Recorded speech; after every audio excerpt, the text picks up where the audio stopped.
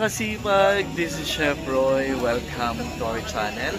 And for today's video po, akit po tayo ng isang post dito po sa San Rafael, which is Marindavid Falls. So guys, samahan nyo kami. So let's go!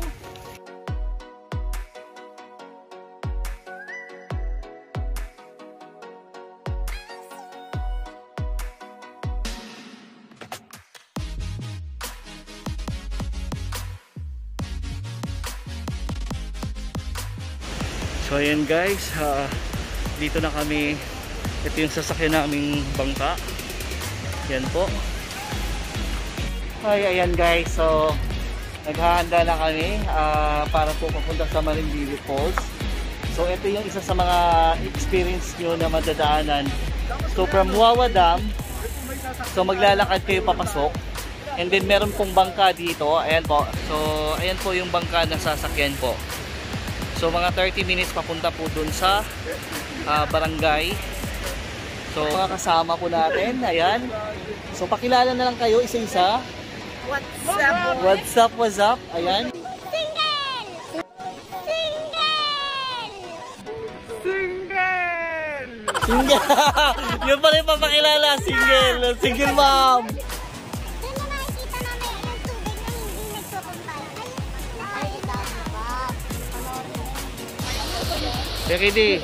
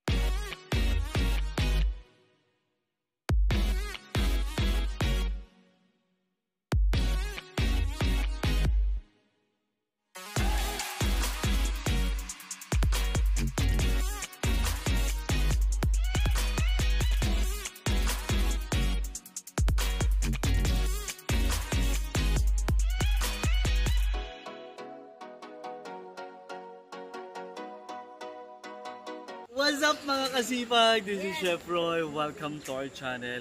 And for today's video po, nandito po tayo ngayon sa Sitio Casili. Guys, papakita ko lang po sa inyo. Ito yung pinaka-unique po na meron dito. Pakitingin po, ayan po.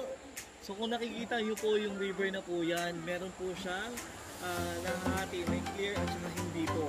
Yan, isa sa pinakamaganda po dito na makikita sa Sitio Casili. Okay guys, samahan nyo po kami sa aming adventure for today!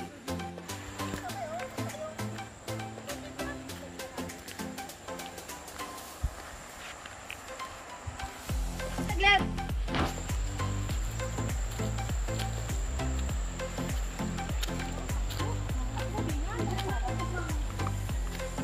Meron pa po ba? 70? May isa lang. Isa lang. Ay, isa na lang. Iba pong ano? Iba pong size. Ano na lang, 500 ml. Isang 500 ml, dalawa. Pahinga muna tayo guys, kasi bumibili sila ng water. So, yun guys, no, pag umakit kayo dito sa Marimbibit, hindi kayo mamroblema kung nauuhaw na kayo along the way, or kung kailangan nyo ng water, nakalimutan nyo ng water, kasi may, asa na yun? May tindahan po. Nagtitinda sila ng 4 liter water. Pero sa ngayon, isang 4 liter water na lang yung available. So, isa lang yung nabili natin. Pero, shocks na yun. Okay na yun. Ganyan ang ibibigay nila. Yun kung dapat ma...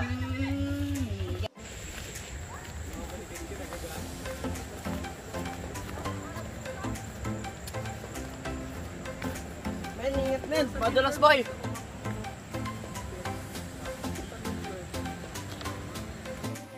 Uy, may horse! There's a horse!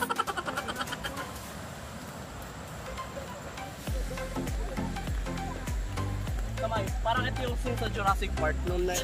Yung may T-Rex na kumakain. Anong binigay ni Kyle sa'yo?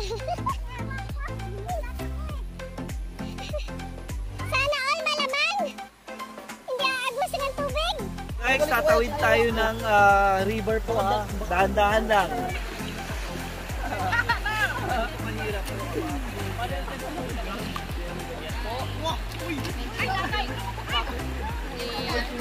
Time sapatos, sandals na lang. Success!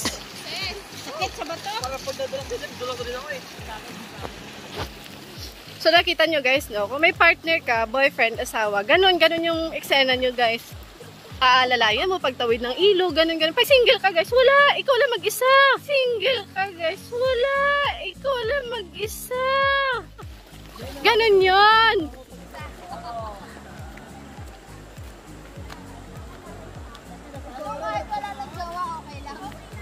Kaya, kaya!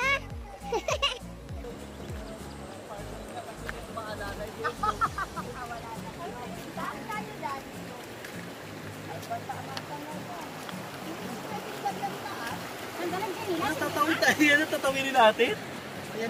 Tatawirin namin! Mga kasipag, tingnan nyo po yung tatawirin po namin. Simple lang. Para lang makita yung Marimbibit Falls. Simple. Simple lang po. Kaya? Kaya. So mga kasipag, ganito po yung dinadaanan po namin. Ito po. Oh my gosh. So, tatawid po lang kami naman doon. Ayun po si Kuya, nandun na. So, ayan po. So, ayan po. Alayan mo lang kuya to. Kaya Marlene. Magsisimula na po yung lakaran namin. Di kita bibitawan sa pagtawid. Oh. Kuya, bro. Ay, si mama mo. Awak ako, kuya! Ayan po yung tinawiran po namin. Simpleng-simple lang po. Ayan po. Kuya! Kuya!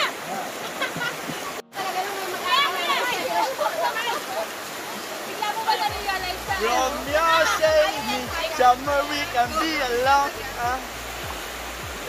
Last time may ano ako. Yun po, kakatapos lang po namin dumaan sa isang ilog. So ngayon, paakyat na po kami papuntang Marimbibit Falls. So ito po yung mga madadaanan po namin.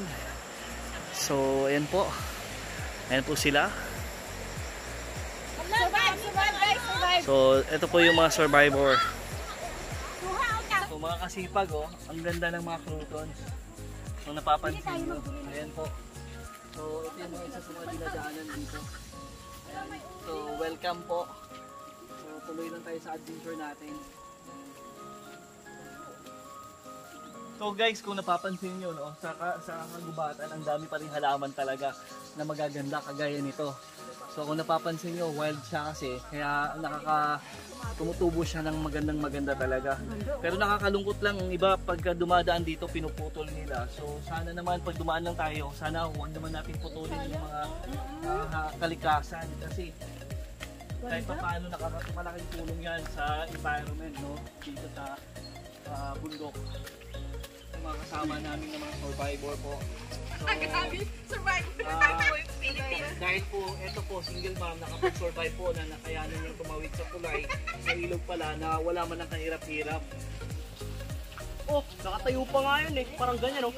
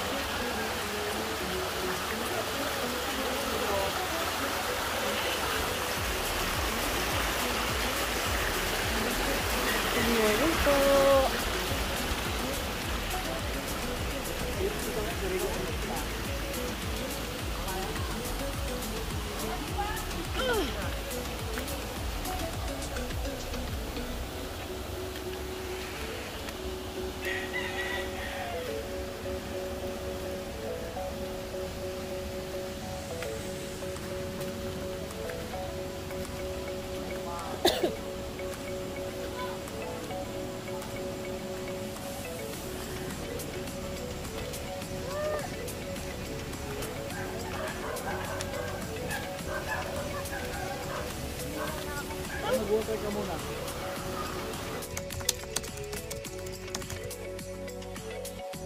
Guys, ito yung privilege kapag nag-hiking pa kayo at yung nababa.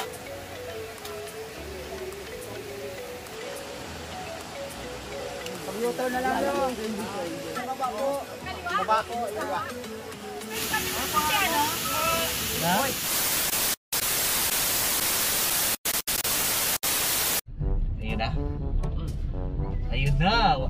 Ayun na po. What's up mga kasipag? This is Chef Pearl. Ulit, take two.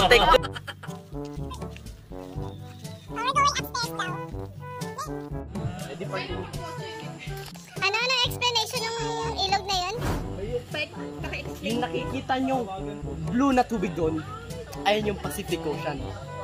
Tapos yung brown na tubig, ayan yung Philippine Ocean. Kaya sobrang lakas ng Philippine Ocean, tumatabi yung Pacific Ocean. Ginagawa mo! Ganon kalupit yung Pinas.